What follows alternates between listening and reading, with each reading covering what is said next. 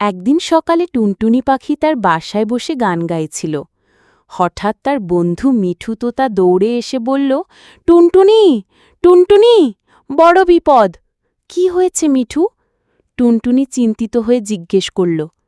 মিঠু হাঁপাতে হাঁপাতে বলল, বনের সব ফুল মরে যাচ্ছে, আর যদি চাঁদমুখী ফুলটি না বাঁচানো যায় তাহলে সারা বন শুকিয়ে যাবে।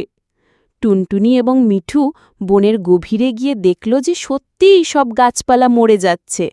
তারা শুনতে পেল যে দুষ্ট বিড়াল গোলু চাঁদমুখী ফুলের চারপাশে একটি কাঁটাতারের বেড়া দিয়ে রেখেছে। গোলু বিড়াল মোটা এবং অলস হলেও খুবই চালাক। সে চাঁদমুখী ফুলের জাদুকরী শক্তি ব্যবহার করে সারা বনের রাজা হতে চাইছিল। টুনটুনি বুদ্ধি খাটিয়ে একটি পরিকল্পনা করল। মিঠু তোতা গোলুর সামনে গিয়ে জোরে চিৎকার করতে লাগল, আরে গোলু, তোমার প্রিয় মাছের পুকুরে কেউ একটা মাছ চুরি করছে। গোলু বিড়াল লালা ঝরিয়ে দৌড়ে গেল মাছ দেখতে। এই সুযোগে টুনটুনি ছোট্ট ডানা ঝাপটিয়ে কাঁটা তারের ফাঁক দিয়ে ঢোকে পড়ল। সে তার ছোট্ট ঠোঁট দিয়ে চাঁদমুখী ফুলের চারপাশের দড়ি কেটে দিল। চাঁদমুখী ফুল মুক্ত হওয়ার সাথে সাথে একটা উজ্জ্বল আলো ছড়িয়ে পড়ল সারা বনে।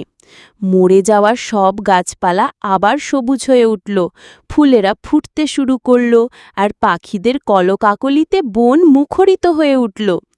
গোলু বিড়াল যখন ফিরে এসে দেখল সবকিছু আগের মতো হয়ে গেছে, তখন সে বুঝতে পারল যে স্বার্থপর হয়ে কাজ করা ঠিক নয়।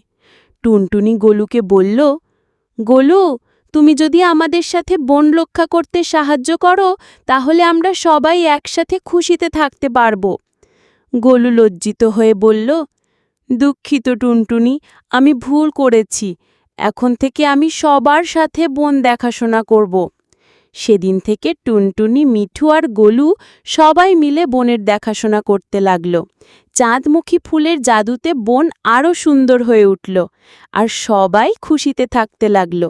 বন্ধুত্ব এবং সহযোগিতার মাধ্যমে যে কোনো সমস্যার সমাধান করা যায়। স্বার্থপরতা কখনো কল্যাণ আনে না।